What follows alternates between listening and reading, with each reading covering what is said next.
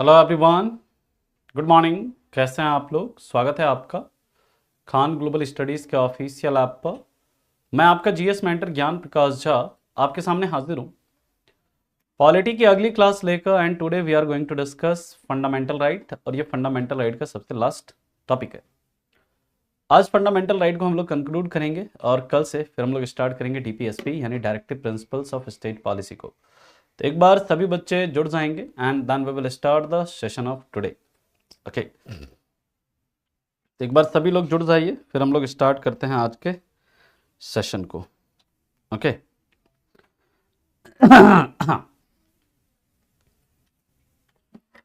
Last class में हम लोग देख रहे थे रिट्स। रिट्स में हमने सबसे पहला रिट देखा हाबियस कॉर्पस या बंदी प्रत्यक्षीकरण। बंदी प्रत्यक्षीकरण इसका मतलब क्या है? बंदी प्रत्यक्षीकरण का मतलब है कि इसका जो एक्चुअल अर्थ है उसका मतलब क्या है? You may have the body या फिर प्रोड्यूस इन द बॉडी। ये जो रिट है हाबियस कॉर्पस, ये कब जारी किया जाता है? जब किसी पर्सन को इलीगली अवैध तरीके से डिटेन किया जाए। किसके किसके अगेंस्ट जारी किया जाता है? तो याद रखिएगा, it can be issued against the public officer, यानी कि एक अगर लोक अधिकारी है उसके खिलाफ भी इश्यू किया जा सकता है। And it can be issued against a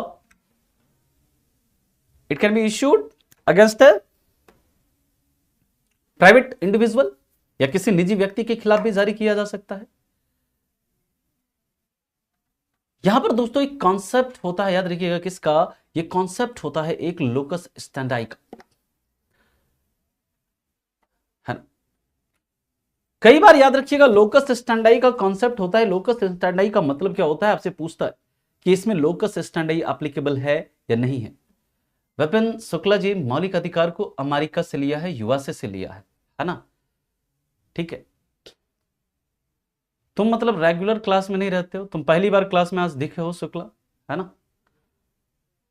पहली बार क्लास में दिखे हो ना, तुमने लेक्चर्स वगैरह देखे नहीं है, बस टाइम पास के लिए आए हुए हो तुम, जैसा मुझे लग रहा है। क्योंकि अगर सीरियस रहते तो तुम ऐसे बेसिक सवाल पूछते ही नहीं, है ना? एनडीए के लिए प्रिपेयर कर रहे, एकदम मजाक बना रखा है क्या एनडीए का एग्जाम को तुमने?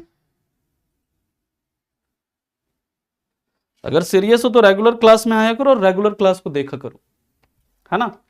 ऐसे बस ईद की चांद की तरह मत दिखा करिए क्लास में, है ना? नहीं तो रिजल्ट भी आपका ईद का चांद ही होगा फिर। चलिए अगले पॉइंट पर चलते हैं हम लोग। एक कॉन्सेप्ट होता है लोकस स्टैंडाई का। लोकस स्टैंडाई का समझिएगा, लोकस स्टैंडाई। ये लोकस स्टैंडाई का कॉन्सेप्ट क्या होता है? याद रखिएगा, जब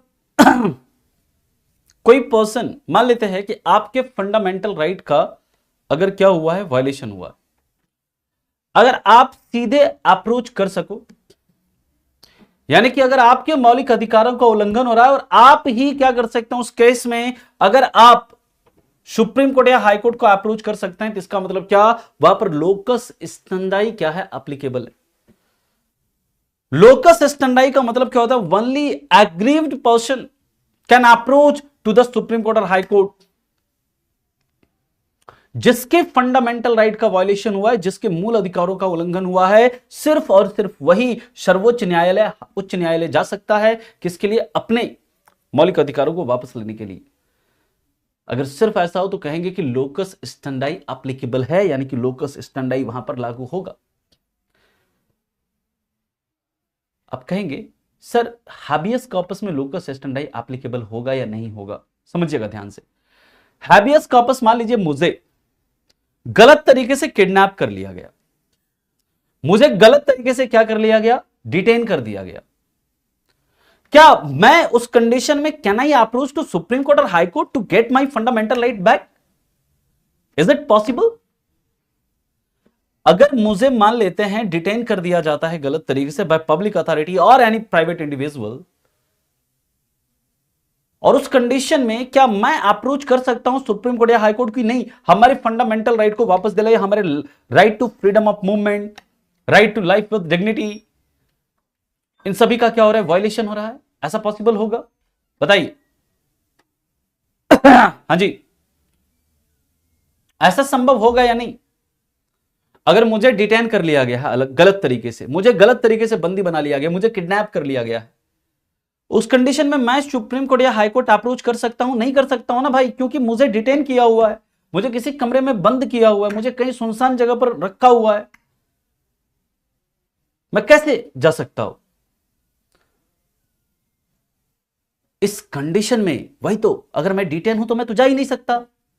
इस कंडीशन में क्या होगा, मेरे रिलेटिव्स, मेरे फ्रेंड्स, मेरे फैमिली मेंबर्स, मेरे students, they can approach to supreme court and high court on my behalf कि sir, dear supreme court, dear high court, mister ये जो मेरा मतलब रिलेटिव है या मेरा फ्रेंड है या मेरे टीचर है, उनको डिटेन कर लिया गया है गलत तरीके से, प्लीज आप उनको क्या करिए, उनको मतलब प्रोड्यूस कराइए कोर्ट के सामने। It means what? It means locus standi is not applicable in case of habeas corpus. यानी कि हाबियस कॉर्पस में एक पॉइंट अगला लिख लीजिएगा, locus standi is not applicable, locus standi is not applicable in case of habeas corpus। habeas corpus में locus standi applicable नहीं होता है। locus standi applicable तब होगा जब सिर्फ और सिर्फ aggrieved person, जिसके फंडामेंटल राइट का वायलेशन हुआ है, जब सिर्फ वही क्या कर सके, अप्रोच कर सके सुप्रीम कोर्ट और हाई कोर्ट में। क्लियर है पॉइंट? ये बात समझ में आ गई सबको? हाँ जी, आगे चलें, अगले पॉइंट पर मूव करें। लोकस स्टैंडाई का कॉन्सेप्ट सभी को क्लियर है? Is concept of locus standi is clear to everyone? Okay, now we are moving to second writ, and what is second writ? Second writ is mandamus। mandamus का मतलब क्या होता है? परमादेश। परमादेश का मतलब क्या होता है, इसका लिटरल मीनिंग क्या होता है? What is the meaning of this word mandamus? Its meaning is we order, या फिर हम आदेश देते हैं, ओके, वी ऑर्डर या फिर हम आदेश देते हैं।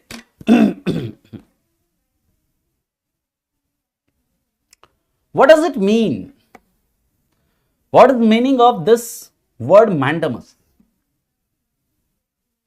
When we talk about mandamus, it is issued only, it can be issued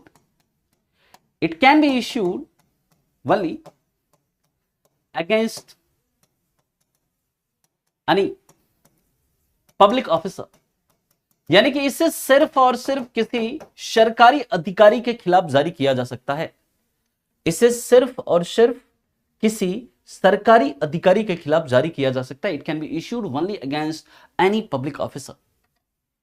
but sir when mandamus writ can be issued, तो याद रखिएगा, if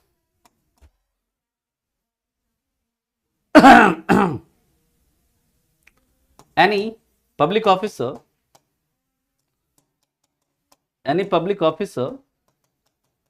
performing his duty or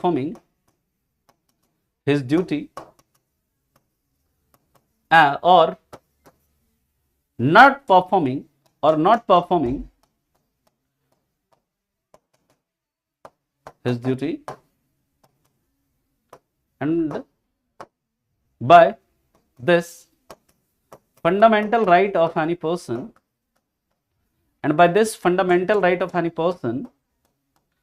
is violated।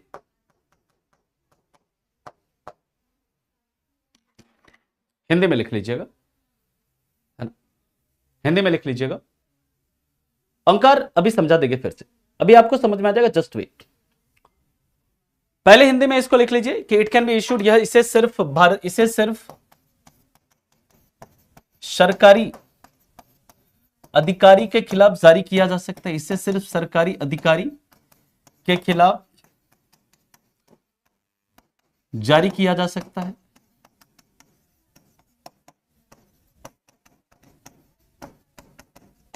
और इसके बारे में लिख लीजिएगा, हिंदी में ऐसे लिख लो आप लोग, है ना।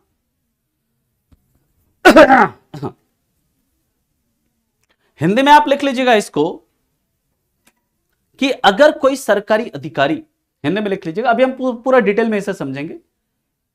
अगर कोई सरकारी अधिकारी अपने कर्तव्यों को करता है या नहीं करता है, अपने कर्तव्यों को करता है या नहीं करता है, और इससे किसी व्यक्ति के फंडामेंटल राइट का वायलेशन होता है, और इससे किसी व्यक्ति के फंडामेंटल राइट का क्या होता है, वायलेशन होता है, इस केस में इसे जारी किया जा सकता है। Then it this writ can be issued. कहेंगे सर एग्जांपल बताइए आप, ये सब ठीक है। देखिए, मान लीजिए कि you are an officer in any municipal area and you are charged with some sanitation work. मतलब कि आप क्या है, किसी नगर निगम क्षेत्र में आप एक अधिकारी हैं और आपको सैनिटेशन, स्वच्छता, क्लीनलीनेस, इन सब का, पॉल्यूशन, इन सब का आपको ध्यान रखना है। आपको ये चार्ज दिए गए हैं कि वो जो नगर निगम का क्षेत्र है, उस म्युनिसिपल एरिया में पॉल्यूशन, क्लीनलीनेस, है ना, ग्रीनरी, है ना, इन सब चीजों का, सैनिटेशन, स्वच्छता, इन सब चीजों का क्या रखना है, आपको ध्यान रखना है वहां पर। मतलब आप एक सैनिटरी ऑफिसर हो, सैनिटेशन ऑफिसर हो। आपके घर के सामने क्या है कि आपके इलाके में बहुत ज्यादा क्या है, कचरा, मतलब जो आपका वो होता है ना, वेस्ट मटेरियल, वो क्या है, जमा हो रहा है और एक अंबार सा बन गया है, और उससे पूरा जो आपका क्षेत्र है, आपके एरिया में क्या है, पॉल्यूशन। मतलब आप घर से निकल रहे हैं, कहीं जा रहे हैं, तो आपको स्मेल आ रहा है अजीब सा, आप टॉलरेट वो नहीं कर पा रहे हो, आप जा नहीं पाते हो उस रास्ते से।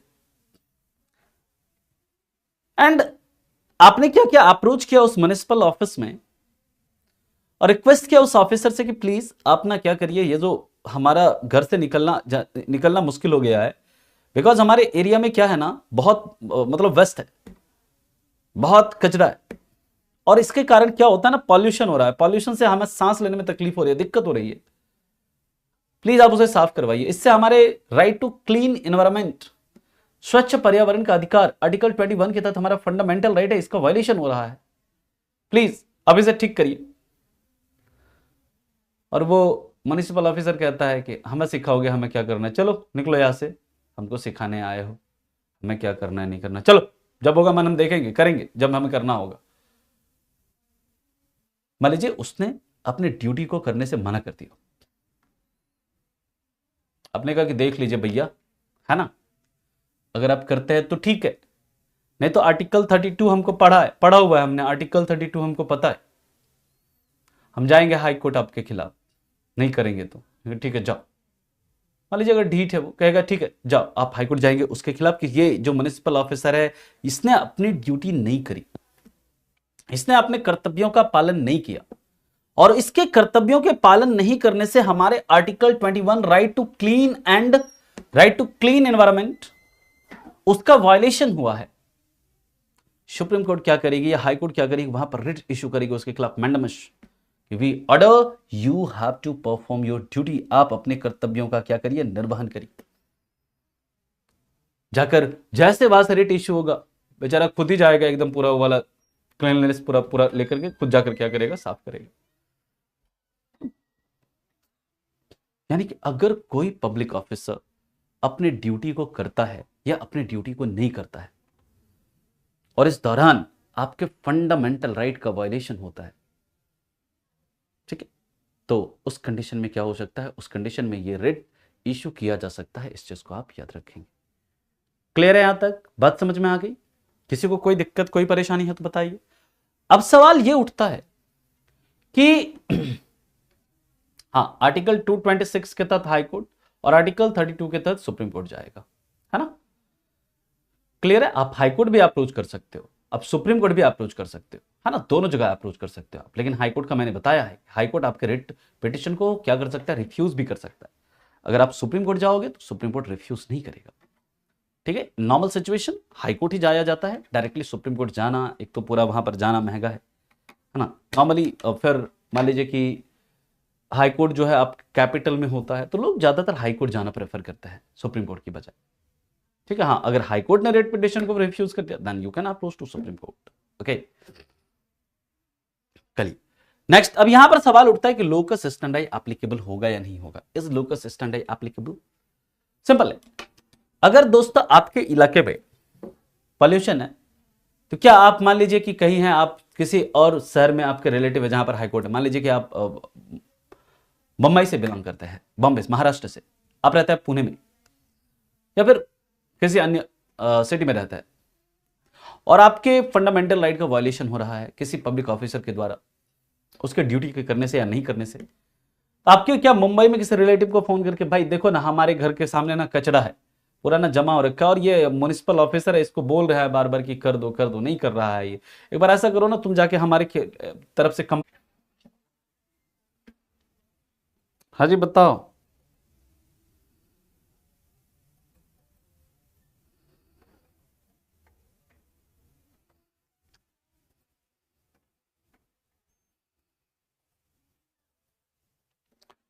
चलें, ठीक है, चलिए।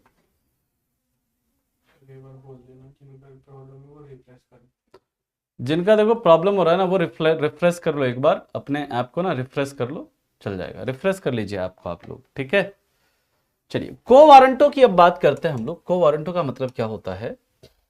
इसका मतलब होता है, अर्थ होता है what's what what your authority, what your authority, यानी कि क्या तुम्हें ये अधिकार था, क्या तुम्हें ये अधिकार था, ये इसका अर्थ होता है। किसका? इस रेट का मीनिंग होता है। ये किससे जारी किया जा सकता है तो याद रखिएगा, can be issued to a public officer, can be issued to a public officer and private individual,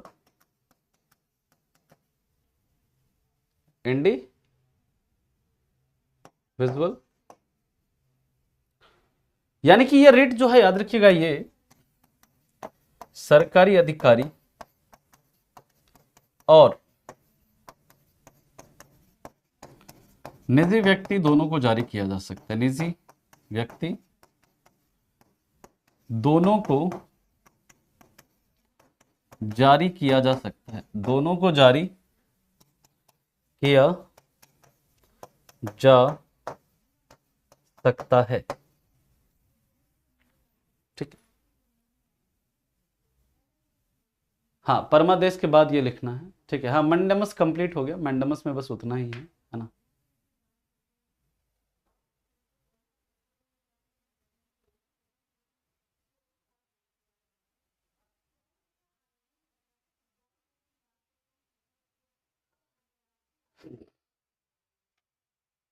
Mamata,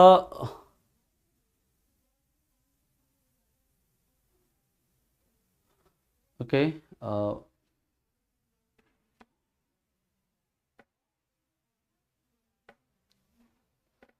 yes I will tell you in last 5 minute, है ना। Okay, can be issued to a public officer and private individual, यानी कि ये सरकारी व्यक्ति और सरकारी अधिकारी और निजी व्यक्ति दोनों को जारी किया जा सकता है। और व्हेन, याद रखिएगा, ये कब जारी किया जाता है? To check legitimacy, to check legitimacy of a person on public post, to check legitimacy of a person on public post. ध्यान से मेरी बात को समझिएगा, इसे लिख लीजिएगा, किसी पद पर किसी व्यक्ति के वैधता की जांच के लिए, इसको लिख लीजिएगा, किसी पद पर किसी व्यक्ति के वैधता की जांच के लिए। अब इसको समझिएगा ध्यान से। मान लीजिए कि मैं बीमार पड़ता हूं, है ना, मैं बीमार पड़ता हूं और बीमार पड़ता हूं, मैं चला जाता हूं किसी सरकारी हॉस्पिटल में गया मैं, है ना,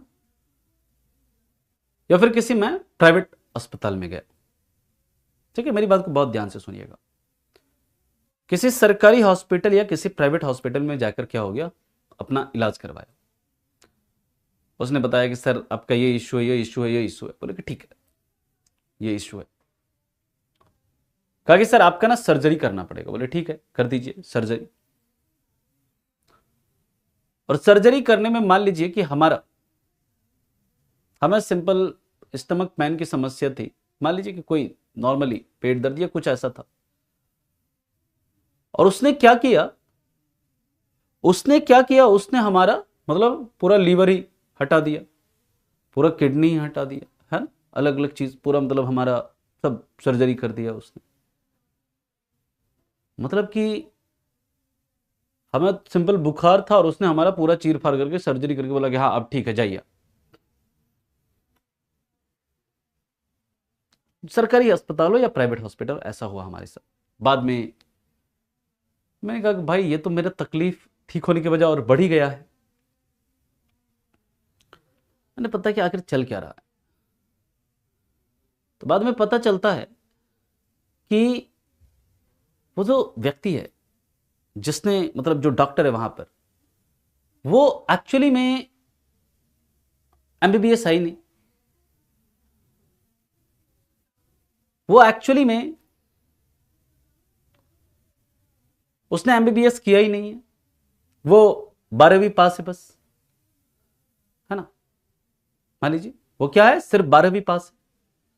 और वो लोगों का सर्जरी कर रहा है हॉस्पिटल में जा जाके। प्राइवेट हॉस्पिटल में भी डॉक्टर ऐसे हैं मान लीजिए। तो मैं क्या करूंगा, उस पर्सन के खिलाफ कहां जाऊंगा, हाई कोर्ट में जाऊंगा या सुप्रीम कोर्ट में जाऊंगा और कहूंगा कि सर ये जो देखिए ना सर, ये जो आदमी है ना, ये सर इसके पास डिग्री है नहीं सर, ये सर फर्जी है सर, ये 12वीं फेल है सर, और ये डॉक्टर बनके सर लोगों का ऑपरेशन कर रहा है सर, सर्जरी कर रहा है सर लोगों का। उसको कहेगा आ जाओ, ऑन व्हाट अथॉरिटी, किस अधिकार से तुम लोगों का ऑपरेशन करो, तुम्हारे पास क्या डिग्री है, लाओ एमबीबीएस का डिग्री है। अरे नहीं सर, हमने तो सर ग्रेजुएट भी नहीं किया सर, एक डॉक्टर साहब के साथ रहते थे, वो चीर पार करते करते हम भी सीख गए। डॉक्टर साहब के साथ रहते थे सर, हम भी रहते रहते ना सीख गए सर, हम भी सोचे कि हम भी डॉक्टर ही बन गए हैं, है ना, हम भी सोचे कि हम भी अपना सर क्लिनिक खोल लेते हैं। इसलिए सर हम अपना प्राइवेट क्लिनिक खोल के चलाते हैं सर। आता है पेशेंट सब सर, भले 10% में 9% सर मर जाता है, लेकिन एक को बचा लेते हैं सर हम। लेकिन बंद करो क्लिनिक, स्टिल करो इसको, और ये सब काम करना आगे से बंद करो, ऐसा नहीं कर सकते आप। और जाओ, तुम्हारे खिलाफ कड़ा एक्शन लिया जाएगा, कड़ी कार्रवाई होगी तुम्हारे खिलाफ। मतलब कि आप जिस पद पर है, जिस पोस्ट को आप होल्ड कर रहे हैं, भले वो प्राइवेट पोस्ट क्यों ना हो, और अगर उस पद के होल्ड करने के कारण आप उस पद के लिए लेजिटमेट हैं कि नहीं है, वैध हैं कि नहीं है, उसकी जांच करना, ठीक है, ये काम होता है ना, इसका मंडमस्का। जैसे मान लीजिए, ध्यान से मेरी बात को सुनिएगा, म्युनिसिपल ऑफिसर ज्योति जी स्टेट पीसीएस के अधिकारी होते हैं, स्टेट पब्लिक सर्विस कमीशन निकलता है ना, तो वो नगर निगम के अधिकारी होते हैं। कई सारे अधिकारी म्युनिसिपल ऑफिसर जो नगर निगम में होते हैं वो, है ना, नगर निगम के क्या होता है, पूरा एक तरह से वो एग्जीक्यूटिव ऑफिसर होता है, पूरे हेड होता है एक तरह से, वहां पर देखते हैं कैसे चलेगा, क्या मतलब क्या नहीं होगा। ठीक। अब मान लीजिए कि कोई पुल बना, ध्यान से मेरी बात को सुनिएगा। अभी आजकल बिहार वाला पुल देखते हैं, बहुत न्यूज में आता है, बनता बनने से पहले गिर जाता है ना। ये मान लीजिए कि कहीं कोई नदी है, इस नदी के ऊपर ऐसे ऐसे पुल बना, ठीक है, पुल बना, ये नदी नीचे बह रही है, इसके ऊपर ऐसे पुल है। अब गाड़ी चल रहा है ना, और 2 4 10 दिन गाड़ी चला, पुल यहां पर गिर गया। ये जो ब्रिज है, ये ब्रिज क्या हो गया, कोलैप्स कर गया। कई लोग इसमें, कई लोगों को इंजरी हुई, कई लोगों का डेथ हो गया, है ना, ठीक। बाद में पता चलता है, जब जांच हुई बाद में पता चलता है इसके अंदर जो इंजीनियर थे, सरकारी इंजीनियर वगैरह जो थे, वो उनके पास इंजीनियरिंग की डिग्री नहीं है।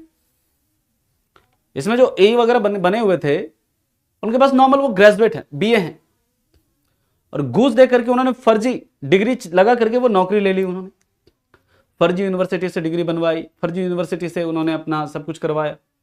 वो एक्चुअल में क्या ग्रेजुएट है, नॉर्मल ग्रेजुएट है, बीए है, और उसने पूरा वो पुल बनवाया था बढ़िया सा एकदम, जो कि 10 दिन में ही क्या कर गया, कोलैप्स कर गया।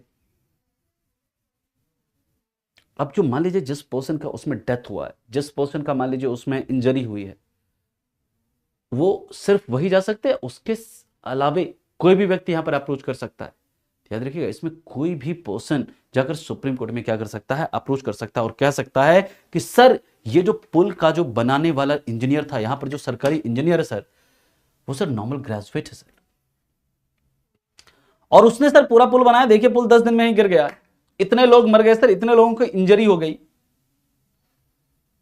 सुप्रीम कोर्ट या हाई कोर्ट इस केस में इश्यू करेगा क्या, को वारंटो रेट उस इंजीनियर को, कहेगा प्लीज आ जाओ सुप्रीम कोर्ट या हाई कोर्ट में। और जब आएंगे वो सुप्रीम कोर्ट या हाई कोर्ट में, कहेंगे कि ऑन व्हाट अथॉरिटी, किस अधिकार से तुमने ये पुल बनाया जो कि 10 दिन में ही गिरा भी दिया, तुम्हारे पास इंजीनियरिंग की डिग्री है, तुम लेजिटमेट हो इस पद के लिए। सर नहीं, मैं तो सर सिंपल ग्रेजुएट हूं सर, है ना, इंजीनियर साहब के साथ काम करते करते सीख गए, प्लस्तर वगैरह करते थे, दीवार उवार खड़ा करते थे सर, और हमको सर ठीक ठाक पैसा कमा लिए सर, तो घूस देके हम बन गए इंजीनियर। सर घूस बहुत मिलता है सर इंजीनियर पुल वाले में सर, 100 टका मिलता है, 50 रुपया तो रख ही लेते हैं, 50 रुपया खर्चा करते हैं बस, है ना। तो सुप्रीम कोर्ट कहेगी you are dismissed from service from today, अगली बार कभी सपने में भी तुम पुल नहीं बनाना, जाओ फिर से प्लास्टर करो, जाकर फिर से क्या करो, तुम प्लास्टर करो, भाई दीवार जोड़ो, पुल उल बनाना तुम्हारे बस का बात नहीं है ना, सपने में भी मत बनानी है सब, है ना। और उसको डिसमिस कर दिया जाए कि आप इस पद के लिए क्या नहीं है, लेजिटमेट नहीं है। क्लियर, आया समझ में। चलिए, तो ये है को वारंटो, और यहां पर लोकस स्टैंडाई एप्लीकेबल होता है, तो याद रखिएगा locus standi is not applicable, locus standi is not applicable, not applicable. Okay, इस केस में लोकस स्टैंडाई जो है ये आपका एप्लीकेबल नहीं होता। हाँ बिल्कुल सजा वगैरह होगी, डेफिनेटली होगी, क्यों नहीं होगी। ओके, हाँ पनिशमेंट मिलता है, बिल्कुल मिलता है, उसको हो सकता है डिसमिस कर दिया जाए जॉब से, हो सकता है सस्पेंड कर दिया जाए, जेल भेज दिया जाए, वो डिपेंड करता है कोर्ट के ऊपर, बिल्कुल एक्शन होगा उसके खिलाफ, क्यों नहीं होगा। अरे बिल्कुल ऐसा नहीं होता है ना, मैंने बताया, समझाने के लिए बताया आपको, है ना।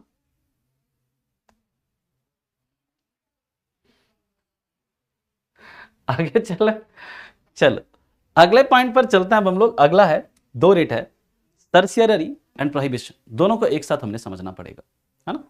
सर्सियरी, सर्सियरी इसको हम लोग बोलते हैं उत्प्रेशन, उत्प्रेशन एंड अगला है प्रोहिबिशन, प्रोहिबिशन या फिर जैसे हम बोलते हैं निषेध या प्रतिषेध, प्रतिषेध। ये पांचवा है, फिफ्थ है। देखिए ये जो सर्सियरी और प्रोहिबिशन रेट है, ठीक है, नहीं भैया नहीं जा सकते पूनम जी आप, है ना, ठीक है, आप मत बनवाइए उनसे, है ना, आप रखिए इंजीनियर, है ना, आप खुद ही बुलाएंगे उसको बनाने के लिए और कहेंगे अब तुम हमारा घर बना, हम तुम्हारे खिलाफ जाएंगे, पैसा मांगेगा, पता चला आपने घर आपका बना दिया उसने, मिस्त्री ने, पूरा घर रेडी हो गया, है ना, और उसके आपके जो पैसा लेने के लिए आएगा, हाँ भैया घर तो आपका बन गया, पैसा दीजिए। अब कहेंगे कि नहीं नहीं तुम कैसे घर बनाए, तुम्हारे पास तो डिग्री था नहीं, है ना, हम जाएंगे कोर्ट में तुम्हारे खिलाफ, है ना। तो ऐसा नहीं होता है ना। चलिए नेक्स्ट हम लोग बात करते हैं उत्प्रेषण और सरसियररी। याद रखिएगा ये किसको किसको इश्यू किया जा सकता है। It can be issued against, याद रखिएगा ये किसके किसके खिलाफ, ये दोनों ही writ, tribunals, quasi judicial body, quasi judicial body और जुडिशियल बॉडी के खिलाफ जारी किया जाता है। ये दोनों ही रिट किसके किसके खिलाफ जारी किया जाएगा, ट्राइब्यूनल,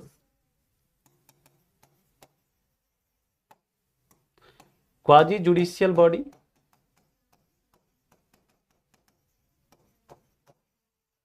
या फिर जुडिशियल बॉडी, यानी न्यायिक निकाय, अर्ध न्यायिक निकाय, है ना, और जो आपका ट्राइब्यूनल्स है, ट्राइब्यूनल्स यानी कि प्राधिकरण।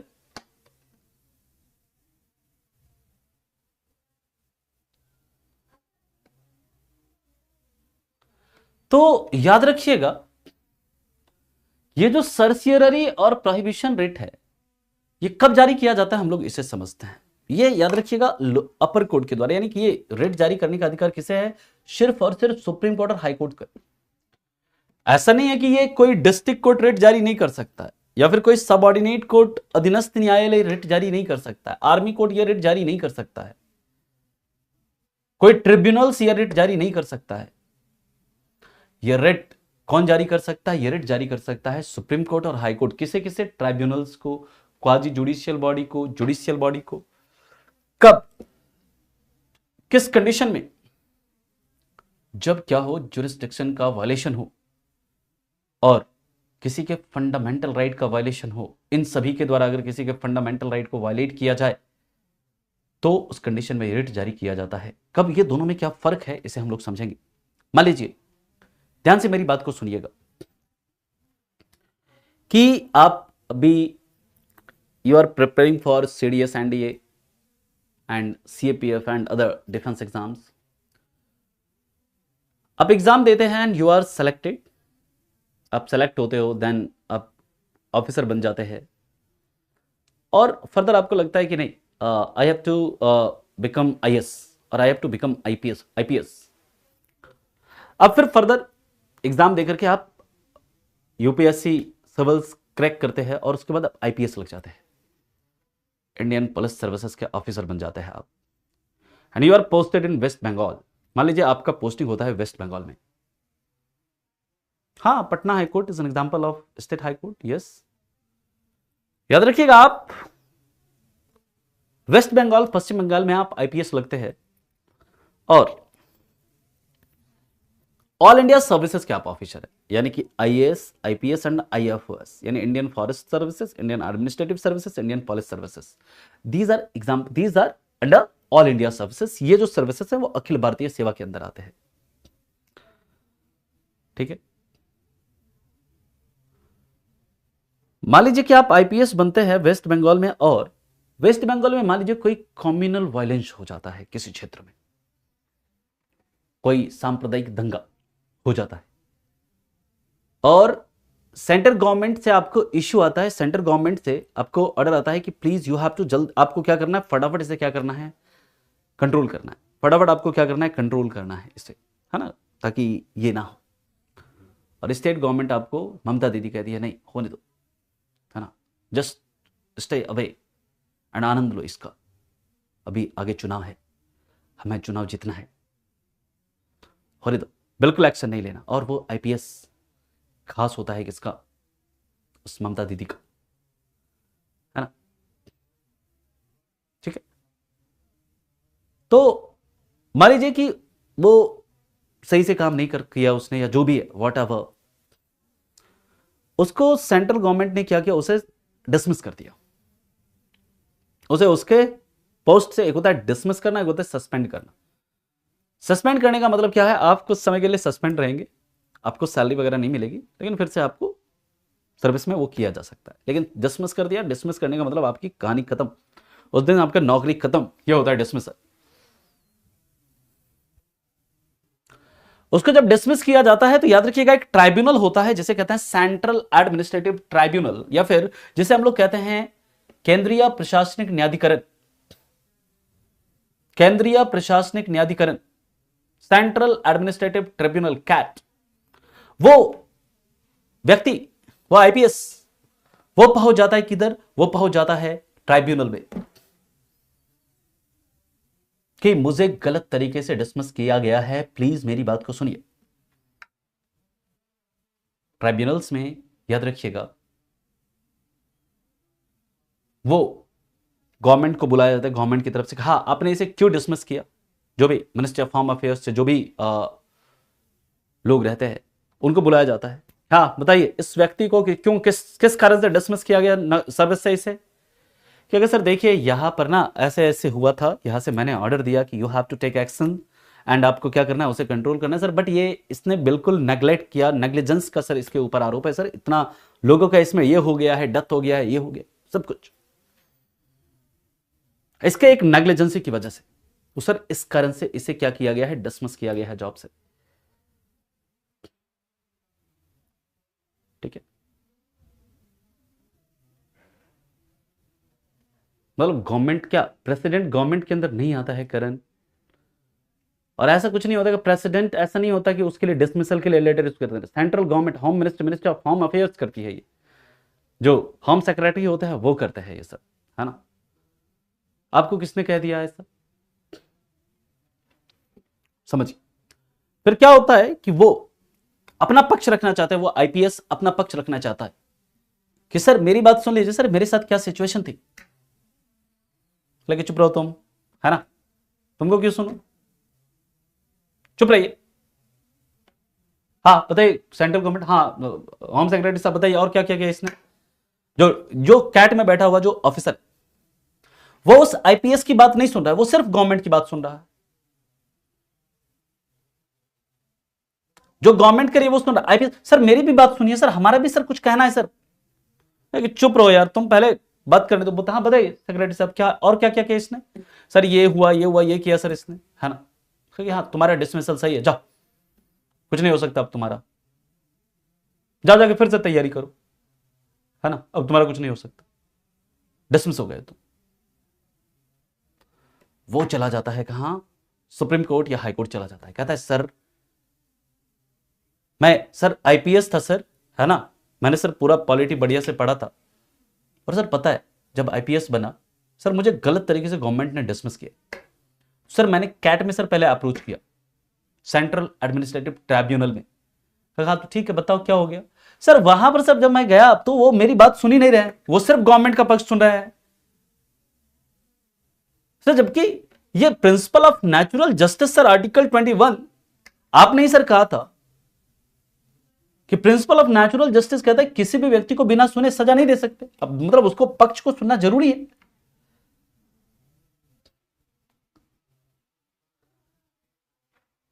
Sir free and fair trial, sir fair trial होना चाहिए ना सर, ये सिर्फ गवर्नमेंट की बात सुने, हमारे सर पक्ष नहीं सुन रहे हैं, क्या करे सर, सुप्रीम कोर्ट हाँ आ जाओ। अब तुमने क्या किया है कि तुमने इसके आर्टिकल 21 का वायलेशन किया है, प्रिंसिपल ऑफ नेचुरल जस्टिस का वायलेशन किया है, इसके पक्ष को नहीं सुना, बिना सुने फैसला दे दिया। मैं सर्टिफाई करता हूं कि ये केस जो है अब इस पर मैं सुनवाई करूंगा या फिर कोई और एजेंसी सुनवाई करेगी, तुम अब इस पर क्या करोगे, सुनवाई नहीं करोगे, ठीक है। यानी कि याद रखिएगा ये जो को आपका प्रोहिबिशन है, प्रोहिबिशन ये क्या करता है, ये कहता है कि वी प्रोहिबिट, मतलब कि ये ये कहता है वी सर्टिफाई, है ना, वी सर्टिफाई, सर्चियरी में क्या कहता है, इसका मतलब क्या होता है, अर्थ एक्चुअली में इसका वी सर्टिफाई, वी सर्टिफाई, और याद रखिएगा व्हेन फाइनल डिसीजन, ध्यान से समझिएगा, when final decision is given, when final decision is given in any matter, यानी कि वहां पर फाइनल डिसीजन दे दिया उसने कि तुम्हें जो दिया गया है सही तरीके से तुम्हें डिसमिस किया गया है, तुम्हारा डिसमिसल फाइनल है।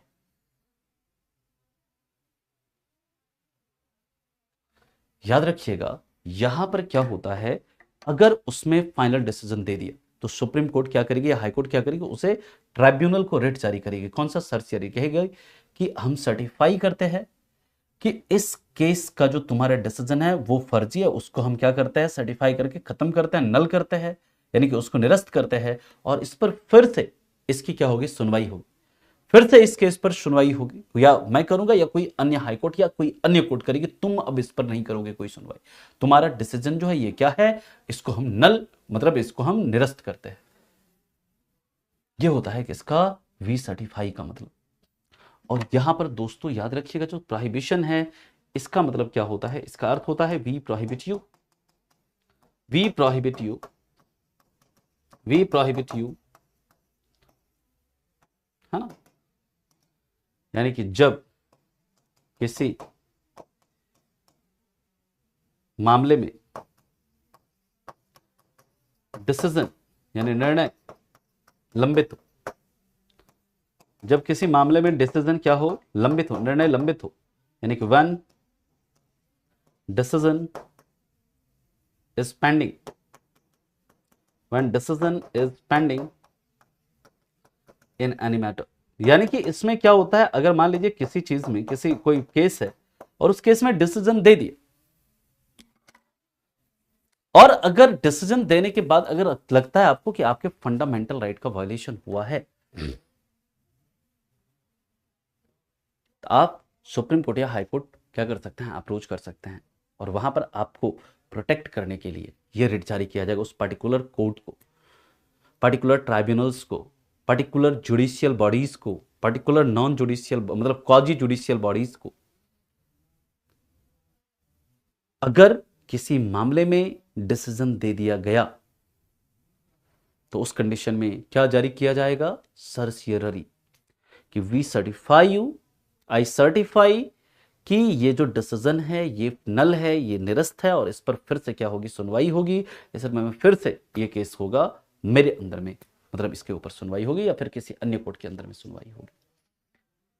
और अगर मामला अभी लंबित है, मामले में फाइनल डिसीजन नहीं आया है, मान लीजिए कि उसके अभी सुनवाई चल रही है, चल रही है, चल रही है, उस ऑफिसर की अभी उसमें फाइनल डिसीजन नहीं आया, और वो उसी बीच में वो ऑफिसर अप्रोच कर लेता है सुप्रीम कोर्ट या हाई कोर्ट में कि सर वहां पर मेरे पक्ष को सुना नहीं जा रहा है, सर वहां पर मेरा जो मतलब पक्ष है सर उसे नहीं सुना जा रहा है, मेरे फंडामेंटल राइट का सर वायलेशन हो रहा है, वहां पर सिर्फ वो गवर्नमेंट का पक्ष सुन रही है, प्लीज सर हमारे मतलब उसको प्रोटेक्ट करिए। तो यहां पर उस ट्राइब्यूनल को जारी करेगी क्या, ये जो आपका सुप्रीम कोर्ट या हाई कोर्ट है, वो रेट जारी करेगी प्रोहिबिशन, कि वी प्रोहिबिट यू, हम प्रोहिबिट करते हैं, प्रोहिबिट करते हैं यानी कि हम आपका प्रोहिबिट करते हैं कि आप इसमें आगे क्या नहीं करेंगे, प्रोसीडिंग्स नहीं करेंगे, इस केस की सुनवाई आगे आप नहीं करेंगे, बाकी इस केस की सुनवाई या तो मेरे द्वारा या फिर किसी अन्य न्यायालय के द्वारा होगा, लेकिन कि आप इस केस की सुनवाई नहीं करेंगे। तो इसमें दोनों में फर्क क्या होता है, दोनों में इसमें क्या होता है, इसमें जब फाइनल डिसीजन दे दिया जाता है तो सर्सियरी रिट इशू किया जाता है, लेकिन जब तक फाइनल डिसीजन अगर नहीं दिया जाता है किसी केस में तो वहां पर कौन सा रेट इशू किया जाता है, वहां पर प्रोहिबिशन नामक रेट इशू किया जाता है। इस चीज को आप याद रखेंगे। ये लिखा है when decision is pending before pending in any matter, यानी कि कोई मामला है उसमें अगर डिसीजन लंबित है तो आपका कौन सा रेट जारी होगा, तो आपका रेट जारी होगा प्रोहिबिशन। अगर डिसीजन पेंडिंग नहीं है, फाइनल डिसीजन आ चुका है, तो कौन सा रेट जारी होगा, सर्सियररी रेट जारी होगा। इस चीज को आप याद रखेंगे। सर जब हम सुप्रीम कोर्ट को अप्रोच करते हैं कितने टाइम में पिटिशन अलाउ हो जाती है, वो डिपेंड करता है। अगर आपका जैसे मान लीजिए रेट पिटिशन है ना, तो रेट पिटिशन में तो तुरंत ही अलाउ हो जाता है, लेकिन उस पर सुनवाई नॉर्मली क्या कहता है कि सुनवाई तुरंत होनी चाहिए, लेकिन सुप्रीम कोर्ट के मतलब जो लॉ कमीशन का या अन्य रिपोर्ट है कई सारे कहते हैं, कई सारे उसमें रेट पिटिशन के भी मामले पेंडिंग है ना। नॉर्मली रेट पिटिशन जो होता है वो आपका नॉर्मली तुरंत ही आप वो हो जाता है, अलाउ हो जाता है। सर मैं मीन बाकी 3 rate also high court and supreme court कोई डिस्ट्रिक्ट कोर्ट या सेशन कोर्ट जारी कर सकती है, नहीं, रेट सिर्फ और सिर्फ सुप्रीम कोर्ट और हाई कोर्ट ही जारी कर सकती है, और कोई जारी नहीं कर सकती है, कोई भी रेट हो, है ना। आर्टिकल 32 के तहत सुप्रीम कोर्ट करती है और आर्टिकल 226 के तहत जो है वो आपका हाई कोर्ट करती है। सिर्फ हाईकोर्ट और सुप्रीम कोर्ट को ही रिट जारी करने का अधिकार है, बाकी और किसी न्यायालय को नहीं है। ये बात समझ में आ गई?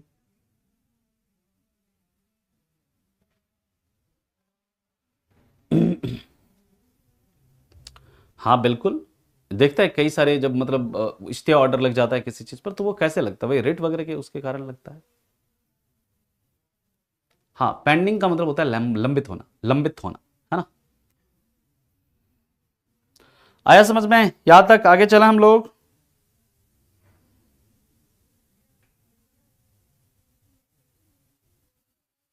हाँ जी,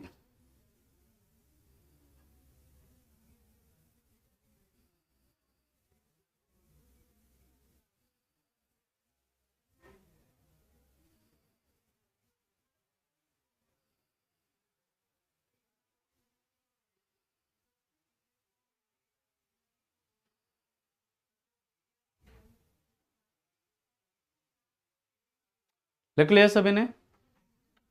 High could have wider power, yes, Mamta, definitely. In last class we have discussed. High could have wider power. Yes, you can ask Shivam. What is your doubt? Sir किसी मामले में सुप्रीम कोर्ट अप्रोच कैसे करते हैं बता दीजिए।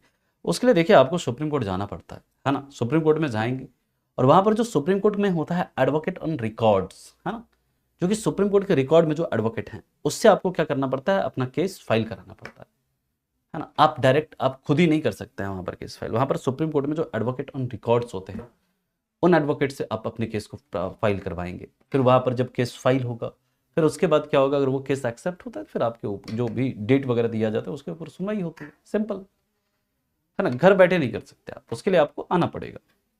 ठीक है, चलिए नाउ आर्टिकल 33।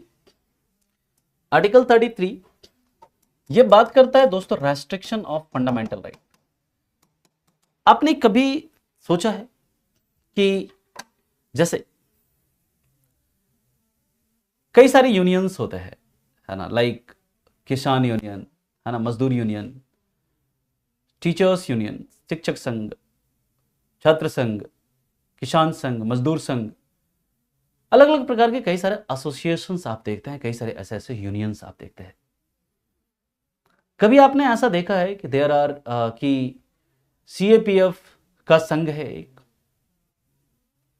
ठीक है, सीएपीएफ का संघ है, या फिर मान लेते हैं कि ऐसा कोई दिल्ली पुलिस के जो मतलब काम करने वाले लोग हैं दिल्ली पुलिस में उसका कोई संघ है, या फिर ऐसा कोई आपने देखा है क्या इंडियन आर्मी का यूनियन है, Indian army union, Indian air force union, है ना, या फिर इंडियन नेवी यूनियन, ऐसा कुछ देखा है आपने? नहीं।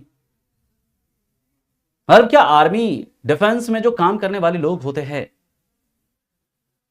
क्या ये अपना एक संघ बना सकते हैं, क्या ये अपना एसोसिएशन बना सकते हैं? नहीं बना सकते। क्यों? क्योंकि इनके फंडामेंटल राइट पर रेस्ट्रिक्शन होता है। क्या मान लेते हैं कि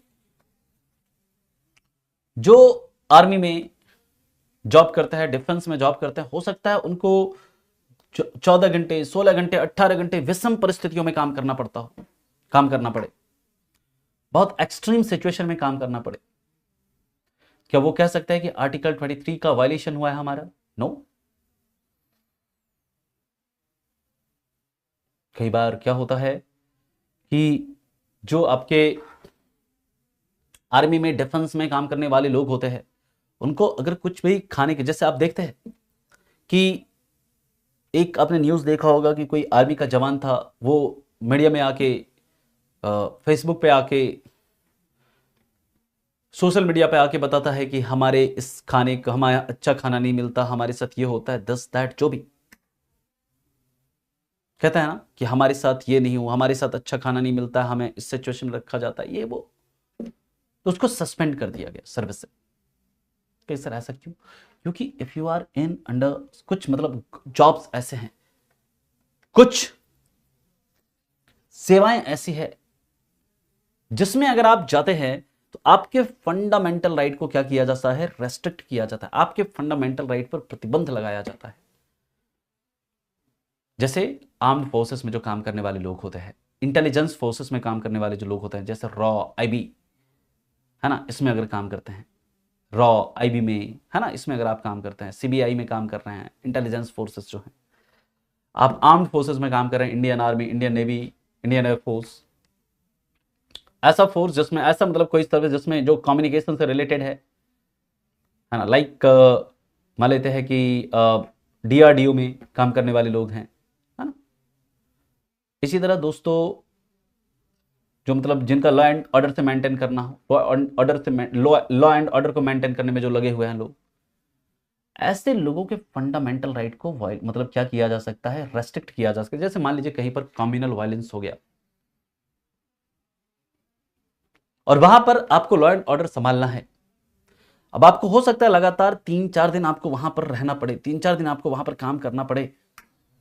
आप क्या ये कह सकते हैं कि आर्टिकल 23 के तहत हमारे साथ क्या हो रहा है, बलात् श्रम हो रहा है, हमारे साथ फोर्स्ड लेबर हो रहा है? नहीं,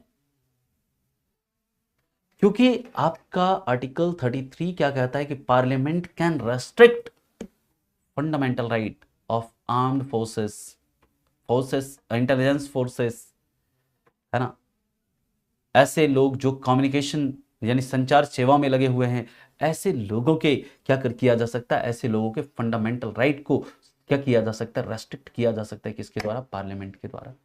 Sir, President works on the advice of cabinet, and if not, that mean President violate the constitution. That mean those members nominated by President also be selected by the Prime Minister. Shivam, the President work on the advice of cabinet. आपका मैं question समझ नहीं पा रहा हूँ यार। And if not that mean president violate that the constitution mean those, क्या पूछना क्या चाह रहे हो एक्चुअली में? आपने लंबा चौड़ा लिख दिया, हिंदी में पूछ लो ना, सिंपल सा। अगर मैं आपके क्वेश्चन को समझ नहीं पा रहा हूँ एक्चुअली में, आप क्या पूछना चाह रहे हैं? ये तो समझ में आ रहा है, president work on the advice of cabinet, and if not that mean president violate the constitution, that mean those members nominate.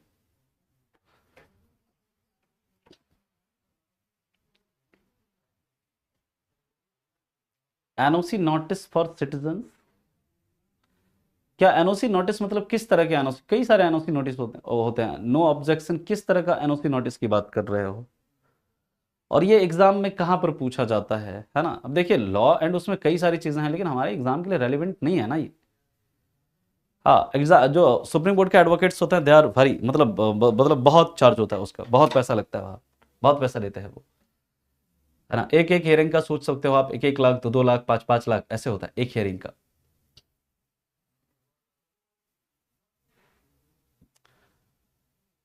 है ना।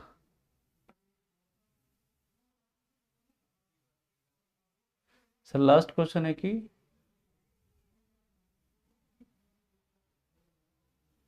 पूरा सवाल नहीं दिख रहा है ना, क्या आप पूछ रहे हैं? टीम,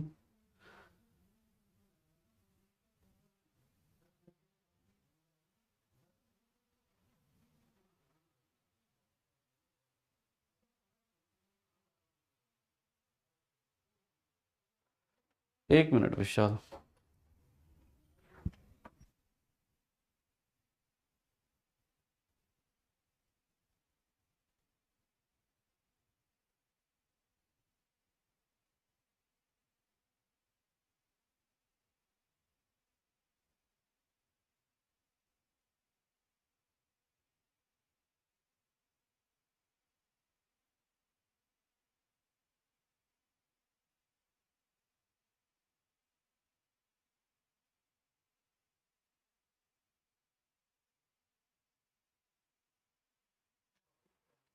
हाँ ठीक है, लास्ट पूछ के पेपर 2 के बारे में मैं पूछ के बताऊंगा आपसे क्या है। Yes sir, I too worried about essay and report sir. Mamta ji, you can मैं ना कुछ टॉपिक्स आपको बता दूंगा, है ना, ठीक है। एंड मैं आपको कुछ टॉपिक्स बता दूंगा कि कौन कौन से टॉपिक्स अभी अभी आगे हम लोग यूसीसी वगैरह डिस्कस करेंगे, है ना, और ऐसे के रिलेटेड कुछ टॉपिक्स मैं आपको देखता हूँ, किसी क्लास में मैं आपको बताता हूँ, ठीक है। अब ये क्लासेस आपके रेगुलर होंगी, कल भी आपकी क्लास होगी, जैसा आपको पता है ना, कल भी आपकी क्लास होगी, तो ये क्लासेस आपकी रेगुलर चलेंगी अब, ठीक है। Yes I can, okay. Guru ji, current affairs की क्लास नहीं हो रही है, एग्जाम नियर आ रहा है, हो जाएगा शिवम, उसकी भी क्लास हो जाएगी, है ना। चलिए कल से हमारा डीपीएस पे स्टार्ट हो जाएगा, आर्टिकल 33, 34, 35, ये बहुत छोटे छोटे आर्टिकल्स हैं, है ना। इसको हम लोग देख लेंगे और फिर कल से हमारा डीपीएस पे स्टार्ट होगा। तो अभी के लिए इतना ही रखते हैं, कल से हम लोग डीपीएसपी को स्टार्ट करते हैं, ठीक है। Thank you so much, bye bye, take care and have a good day, thank you.